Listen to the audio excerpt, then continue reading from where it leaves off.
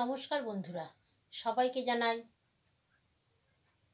23শে জানুয়ারির প্রীতি, শুভেচ্ছা ও ভালোবাসা। আজ 23শে জানুয়ারি নেতাজি সুভাষচন্দ্র বসুর জন্মদিন।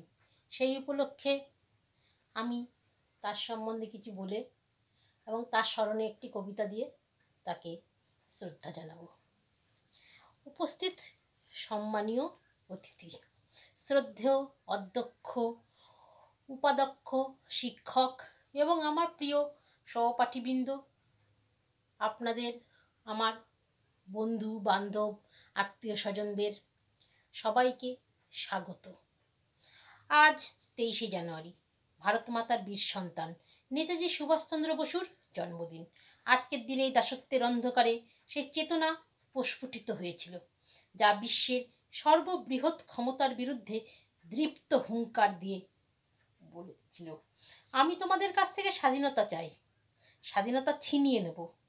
আজকের দিনে শুধুই নেতাজি সুভাষচন্দ্র বসুর জন্ম হয়নি, আজকের দিনে ভারতের নতুন আত্মগৌরবের রক্তের বিনিময়ে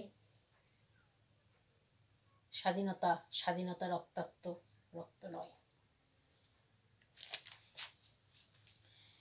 নেতাজি স্মরণে কবিতা। ভারত মায়ের দামাল ছেলে নেতাজি সুভাষ তুমি, দুই চোখে তব স্বপ্ন ছিল গড়তে স্বদেশ জন্মভূমি। রক্ত দাও স্বাধীনতা দেব বলেছিলে তুমি মুখে, আজও বাহিনী গড়েছিলে গঠন সাহস নিয়ে বুকে। ভারত মাতা ছিল পরাধীন ধরিয়া 200 বর্ষ, ইচ্ছা ছিল করিতে স্বাধীন তব স্বদেশ ভারতবর্ষ। স্বদেশ তব হইল স্বাধীন দেখিলে না বীর তুমি, ত্রিবর্ণ পতাকা উড়িয়ে আজি স্বাধীন ভারত ভূমি। তোমার আসন শূন্য আজিকে পূর্ণ করিবে কেবা, ফিরে এসো এসো ফিরে পরিবারে দেশের সেবা। কত শত প্রাণ দিল বলিদান মুক্তির সোপান তলে, তোমার তরে দেশবাসী আজ ভাসছে অশ্রু জলে।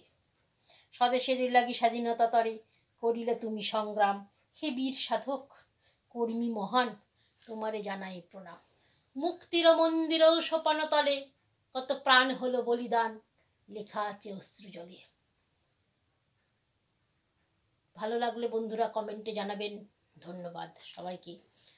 নেতাজি সুভাষচন্দ্র বসুকে প্রণাম জানিয়ে আমি আমার ভিডিও, আমি আমার নতুন ধরনের অনুভূতি সবার সামনে শেয়ার করলাম।